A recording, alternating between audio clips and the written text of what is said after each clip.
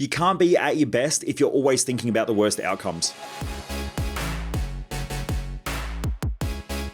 Driven Mofos, welcome back to another episode of The Underestimated Entrepreneur. For those of you who don't know who I am, I'm Michael Mojo, founder of the Mojo Human Performance Institute, where we focus on business, mindset, and lifestyle hacking for driven mofos. The reason why I do these episodes is that most people are going to waste their life, and I just don't want you to be one of them. All right, let's talk about why most people don't achieve really what they want. And it's because most people dramatize the worst. They get caught up in the news, they listen to all the crap that's going on, they're hearing about a war because there's always a fucking war in the media for something, there's someone's bombing someone. There's been war ever since Adam and Eve got together and Adam farted and Eve told him off and then they argued and then they fought. There's always been fighting. There's always been war. It's probably never going to go away. Global peace, I don't know whether it'll ever happen. It never has in the whole history of humankind. But most people get engaged in that stuff. And it works. That's why the media promote this shit. You know, people say, I hear it all the time or see it on my social media, you know, the media are always promoting drama and blah, blah, blah. That's because most people engage in drama. They love it. And so the media only do things because it works. Also, they're going to get out there and talk about the footballer that did something wrong, you know, whether they got busted with cocaine or whether they broke their leg or they were out partying and they got home at 2 o'clock in the morning. There's always some sort of fucking drama in the media. And so most people buy into that drama. Then they think about it. Then they reinforce it in their own head. In the business world, this happens consistently. You know, if we don't have a housing crisis, we have a financial crisis. If it's not a financial crisis, it's a staff crisis or a staff shortage crisis. Or if not, it's overpaying staff or underpaying staff or someone's getting sued or this is happening or this business goes bankrupt. And so the media love to dramatize this shit. And most people love to get involved in that drama. So after a while, their mind becomes dramatized. Then what happens is they start watching drama on TV. So they start watching dramatized TV shows. Then they start getting into drama arguments. So I listen to people all the time argue about whose football team's better. It's fucking drama. Why are you getting involved in drama if you like watching sport? Watch sport because it's a great game. I think that it is so ineffective when people get in arguments about whose team's better because that's something that someone cannot control apart from the players on a team or whoever's playing the game. Other than that, it's just opinions, and opinions normally become dramatized. And so most people's lives are just filled with drama. They get home from work,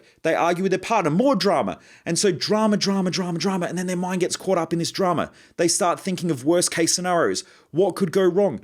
And then now their mind becomes full of fear. So now they have drama and fear. And this is how most people live. And then they wonder why they're not getting the results that they want. You know, Michael, I just can't figure out why I can't get the results that I want. Well, I can probably tell you why. Because you keep reinforcing these patterns that aren't helping you to succeed and aren't helping you to achieve. If you're not consistently focused on the things that you want to achieve, then your mind is going to focus on other shit and probably shit that it doesn't want. It's probably going to engage in things like fear and drama and worries and concerns and all the stuff that's going on in the whole entire world. Remember, there's 7.5 billion people on the planet. There's always going to be some sort of crazy shit going on somewhere. Most people engage in it. You know, I go out shopping and I go buy food or something and I go to the checkout person, you know, how's your day going? And then they get started in the drama. Oh, I can't believe what's happening. Can you believe this stuff? And they get engaged in drama because that's how most people communicate. Most people communicate with their friends through drama and worries and stresses and concerns. Just ask them, how's your week going? And watch people. They take a deep breath in and you know you're in deep shit when the person that you ask, how's your week going? Or how's your month going? And they take a big deep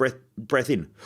Well, okay, now you know you're in for it. This is reinforcing most people in society's pattern that the world's a bad place, everything's hard, everything's a struggle, people judging, criticizing. If you get engaged in this stuff, it just ends up chewing away your own mental health. And eventually you end up with low self-worth, low self-belief. You'll keep being afraid all the time. You'll have worries, concerns. All of those things will occupy your mind. And then when it comes to making a decision, which is one of the most important things that you need to do every day is to make good decisions. Most people can't make good decisions because they're afraid. They're scared. They're worried about what could go wrong. They're worried about the economy. They're worried about what might happen in business. They're worried about what someone else might say about them. They're worried about the kid on the internet who, over the other side of the world, who is writing shit on Facebook or trolling. They worry about all these things that don't actually matter to what they're trying to achieve in life. And so therefore they can never make good quality decisions.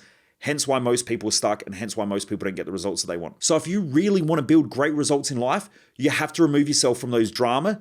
You've got to remove your brain being consumed by fears and worries and concerns and get out there and start figuring out how you can achieve the results that you want. Now, if that means reading a book instead of a newspaper, listening to a podcast instead of getting caught up in listening to, you know, talk back radio or all the other bullshit that's out there where people dramatize things and get caught up in crap, then you need to start setting your life up that way. When it comes to friends and family, your friends and family will connect with you in the way that you connect with them. I learned this from my grandmother. My grandmother would always complain about fucking problems. And she would watch the 4 o'clock, the 4:30 news, the 5 p.m. news, the 6 o'clock news, the 7:30 report. And every time I would go over there, she would always talk about problems and drama and chaos. And then she'd tell us about all of her sickness and why she was unhealthy and why this stuff was happening and why her back was sore and why her legs were sore and when she went to the doctor and the physio. She just connected through drama and problems. But that's how she was taught how to connect. She didn't know any different. It wasn't her fault. It's just that when she would complain, people would say, oh, it's not that bad.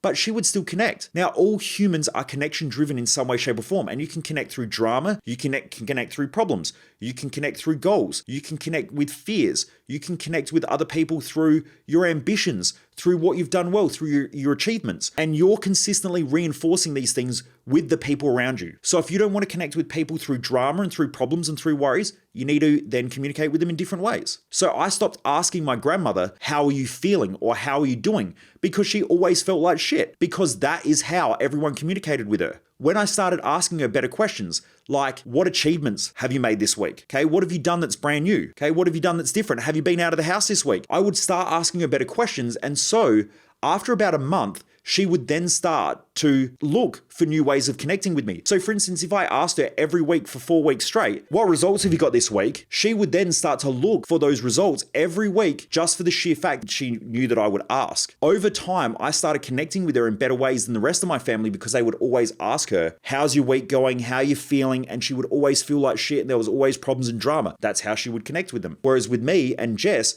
she would connect in different ways because we would always ask her empowering questions, which then she would start to look for those answers or start to see life differently, and her focus would change because of the questions that we asked her. So make sure you're asking better questions of those around you because it will help you to connect with people in different ways. Then the second thing is make sure that you're creating a life where you feel consistently empowered because the decisions you make matter. And if you can't make empowered decisions that move you towards your mission, your vision, your goals, and your dreams, then you're consistently making decisions based on your fears, your worries, your concerns, your justifications, your excuses, all of the things that are preventing you from getting what you want. So this week, please, Driven Mofos, start thinking differently about the way you're making decisions and start thinking differently about the way you're living. Anyway, Driven Mofos, I hope this helps. Massive shout out to all those who have been rating, reviewing, and sharing this podcast. You're absolutely epic. I've really been appreciating all of you who have been sharing the podcast with your friends, with your family, and on social media and tagging me in it as well. I really do appreciate it. You all rock. Anyway, have a great week. Keep kicking massive goals, and I look forward to you joining me next week on the next episode.